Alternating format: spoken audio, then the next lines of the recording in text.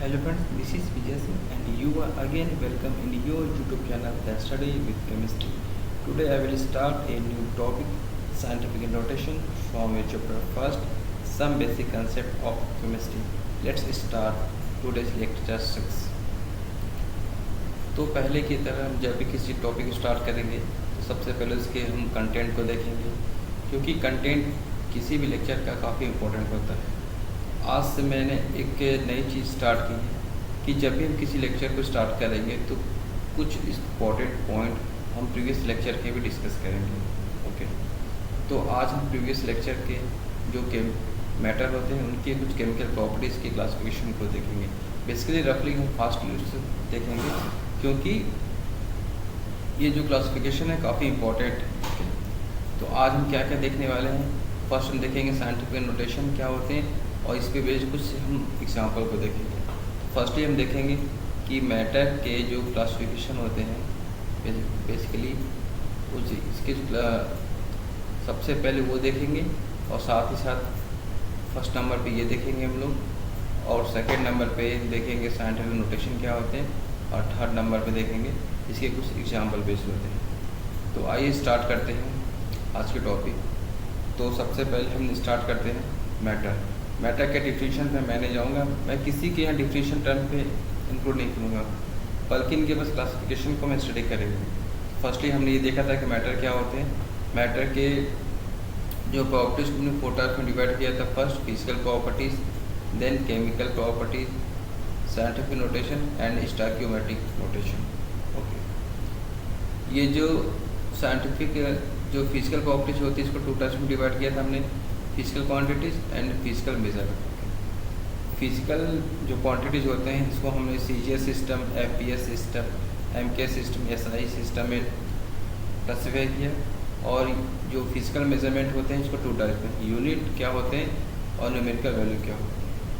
Unit को further हमने 2 part में डिवाइड किया, basic unit and derived unit. और ये जो केमिकल प्रॉपर्टीज़ होते हैं, केमिकल प्रॉपर्टीज़ को बेसिकली हमने लॉ ऑफ केमिकल कॉम्बिनेशन के ग्रुप में रखा। ये जो इस ग्रुप में हम इसको मेनली 5 टाइप में डिवाइड करते हैं। फर्स्ट के law of conservation of mass, second law of reciprocal proportion, law of multiple proportion, एवेटो hypothesis mole and Gay Lussac law of gases solid. और third scientific notation. Scientific notation को हमने यहाँ explain कर रखा है। Scientific notation is further divided into 4 types. First, precision and accuracy. Second, scientific figure यानी कि significant figure. Okay. Third, calculation involving significant figure and rounding of the number. Okay. तो इस तरीके से हमने इसको 3 टाइप में डिवाइड कर रखा। फर्स्ट टाइप है स्टोइकियोमेट्रिक या न्यूमेरिकल, यानी इस सेक्शन में हम केवल न्यूमेरिकल को देखेंगे।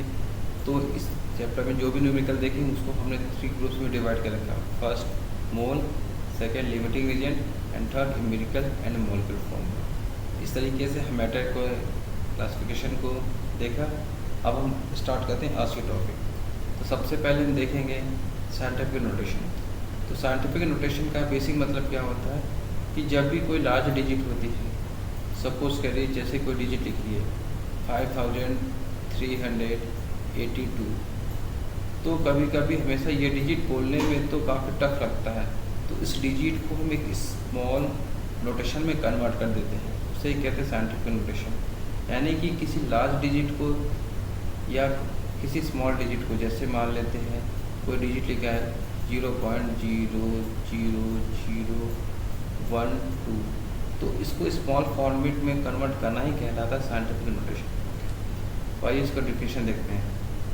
Those notation in which all measurement include however large या स्मॉल, कुछ भी हो सकते हैं, are express as a number between 1 and 9.99 multiplied or divided by 10 is called scientific notation.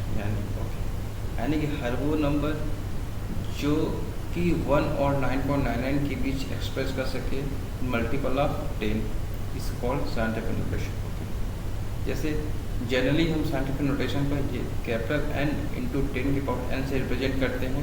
Okay, जहाँ पे जो कैपिटल N होता है उसे डिजिट टर्म कहते हैं एंड 10 जो स्मॉल n होता है इसे हम एक्सपोनेंट करते हैं, जैसे 5 इंटू 10 के पावर 2, कोई डिजिट इसको हमने कन्वर्ट करके लाया 5 इंटू 10 की पावर 2।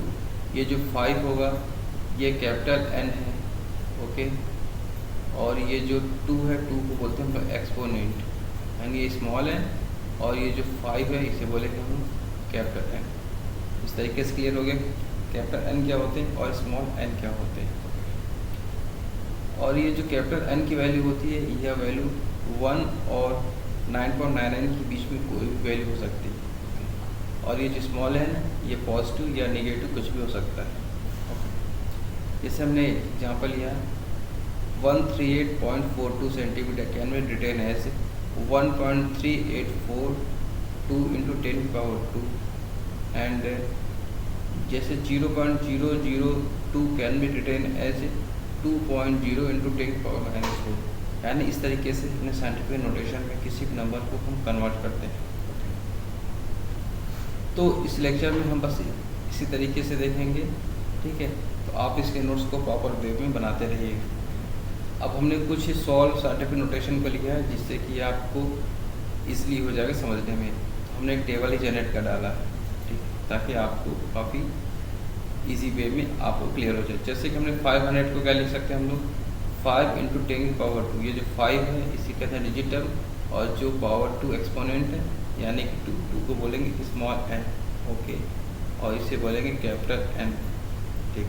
वैसे 2583 को लिख सकते हैं 2.583 इंटू 10 की पावर 3, 42587 4.258 इंटू 10 की पावर 4, ओके, 0.002 2 इंटू 10 की पावर -3 एंड 0.005837 को लिख सकते हैं 5.837 इंटू 10 की पावर -4, ओके। 3.2 को 3.2 इंटू 10 की पावर 0। हम जानते हैं जब भी किसी डिजिट के ऊपर 0 लिखा होता है एक्सपोनेंट में तो उसकी वैल्यू 1 होती है। 0.0055 5.5 इंटू 10 की पावर -3, 0.00013 इक्वल टू 1.3 10 की पावर -6, ओके। 316.16 को लिखेंगे हम 3.1616 इंटू 10 की पावर 2। यानी कि इस तरीके से हम किसी भी डिजिट को साइंटिफिक नोटेशन के फॉर्म में कन्वर्ट कर सकते हैं। ये जो डिजिट है ये न्यूमेरिकल वे में इम्पोर्टेंट है, लेकिन जब उसे हम एक्सप्रेस करते हैं तो इस वे में एक्सप्रेस करते हैं। यानी कि हर सब्जेक्ट की अपनी एक लैंग्वेज होती है, उसी तरीके से केमिस्ट्री के न्यूमेरिकल की अपनी लैंग्वेज होती है, इसे साथ साथ फिजिक्स में भी हम ऐसे ही वर्क करते हैं। तो साइंटिफिक नोटेशन किसी भी टॉपिक के लिए काफ़ी इंपॉर्टेंट है for the numerical purpose, okay. तो इस तरीके से हमने देखा कि किसी भी डिजिट को साइंटिफिक नोटेशन में कैसे कन्वर्ट करते हैं, ओके। तो आज की क्लास में बस इतना ही। Thank you very much.